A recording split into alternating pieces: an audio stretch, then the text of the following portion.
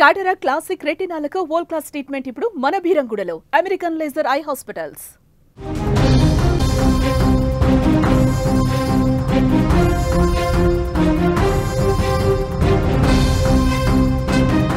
Asia cup గెలిచిన trophy లేని celebrations. SSC chief Naqvi నుంచి భారత జట్టు ట్రోఫీ తీసుకోలేదు. Trophy medals SSC chairman Naqvi తీసుకెళ్లిపోయాడు. నఖ్వీ తీరు మీద బీసీసీఐ తీవ్ర ఆగ్రహం వ్యక్తం చేస్తోంది. ఐసీసీకి ఫిర్యాదు చేయాలని బీసీసీఐ నిర్ణయం కూడా తీసుకుంది. బహుమతి లేకుండానే సంబరాలు చేసుకుంది భారత జట్టు.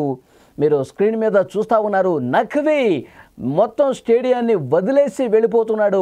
తన వెంటే టీమిండియాకి ఇవ్వాల్సినటువంటి ఆ ట్రోఫీని కూడా తీసుకెళ్ళిపోతున్నటువంటి దృశ్యం కనిపిస్తుంది. టీమిండియా ఏషియా కప్ గెలిచి చరిత్ర సృష్టించిన ఆ గెలుపు సంబరాల్లో ఒక కీలకమైనటువంటి అంశం మిస్ అయింది. అదేంటో మనందరికీ తెలుసు. ట్రోఫీ ఎవరైతే గెలిచారో వాళ్ళు ట్రోఫీని పట్టుకోవటం, ట్రోఫీ చేత పట్టుకొని సెలబ్రేషన్స్ చేసుకోవాలి.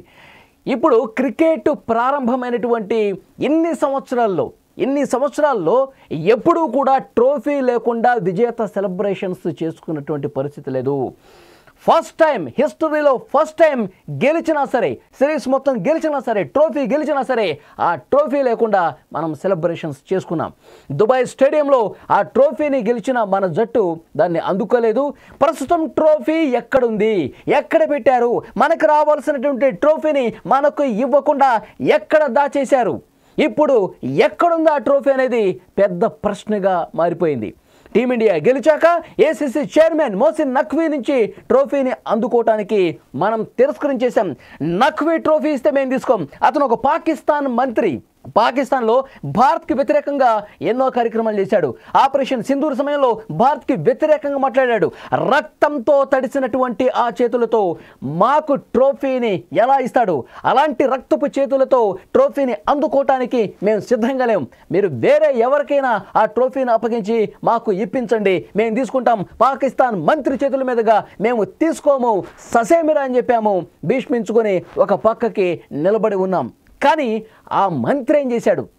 మోసిన్ నఖ్వీ ఏం చేశాడు? నేను ఇస్తేనే వాళ్ళు తీసుకోవాలి, నేను ఏసీసీ చైర్మన్గా ఉన్నా నేను ఇక్కడే ఉంటాను, నేను కదలను, వేరే వాళ్ళతో కూడా నేను ఇప్పించను, నేనే ఇవ్వాలి, నా చేతుల మీదకి ఇవ్వాలని చెప్పి అలాగే మొండోడుగా స్టేజ్ మీద అక్కడే నిలబడ్డాడు. ఎటు కదలలేదు. మనం కూడా అదే విధంగా ఉన్నాం. అతను ఇస్తే మేము తీసుకోము, అతను పాకిస్తాన్ మంత్రి, భారత్కి వ్యతిరేకంగా అతను మాట్లాడాడు అని మనం కూడా ట్రోఫీ తీసుకోకుండా ఉన్నాం. అసలు యాక్చువల్గా ఏం జరగాలి? సరే, అతను ఇస్తే మనం తీసుకోకూడదు, కానీ అక్కడ మిగతా దేశాల ప్రతినిధులు ఉన్నారు కదా, వాళ్ళతో ఇప్పించవచ్చు కదా. భారతదేశానికి ట్రోఫీ మిగతా దేశాల ప్రతినిధులు అక్కడ చాలామంది ఉన్నారు, వాళ్ళతో ఇప్పిస్తే చాలా ప్రశాంతంగా జరిగి ఉండేది. కానీ అలా జరగల. ఆ ట్రోఫీని నేను మాత్రమే ఇవ్వాలని చెప్పి అతను ఆ విధంగా నిలబడ్డాడు. వెయిట్ చేశాడు. మనం కూడా చాలా స్ట్రిక్ట్గా ఉన్నాం, స్ట్రైట్గా చెప్పాం తీసుకోమని. అట్నుంచటే ఆ ట్రోఫీ తీసుకుని పారిపోతా ఉన్నాడు. స్టేడియం నుంచి ఏ విధంగా వెళ్ళిపోతున్నాడో మీరు స్క్రీన్ మీద చూడొచ్చు. బీసీసీఐ తీవ్రమైనటువంటి ఆగ్రహం వ్యక్తం చేసింది. మేము తీసుకోలేదు అంటే వేరే విధంగా మాకు ఇప్పించాలి. కష్టపడి గెలిచినటువంటి మా జట్టుకు దక్కాల్సినటువంటి ఆ ట్రోఫీని మీరు ఏ విధంగా తీసుకెళ్ళిపోతారు? మేము తీసుకోలేదంటే మీరు మీ హోటల్ రూమ్కో, మీ ఇంటికో, మీ దేశానికో తీసుకెళ్ళిపోమని కాదు. వేరే తరహాలో ప్రత్యామ్నాయ మార్గాల్లో మాకు రావాల్సినటువంటి ట్రోఫీని మాకు అప్పగించాలి. ఇప్పుడు ఆ ట్రోఫీ ఎక్కడున్నదని కూడా పెద్ద చర్చ జరుగుతోంది. ఇతను ఎక్కడ పెట్టాడు ఆ ట్రోఫీ? పాకిస్తాన్కి తరలించుకుపోయాడా? మేమే ఆ ట్రోఫీని గెలిచాము, భారత్ తీసుకోలేదు కాబట్టి ఇక ఆ ట్రోఫీ మాదే, ఆ ట్రోఫీ మాకు దక్కాల్సిన ట్రోఫీ అని చెప్పి వాళ్ళు పాకిస్తాన్లో ఉన్న సంబరాలు చేసుకోవడానికి ఆ ట్రోఫీని తీసుకుపోయారా?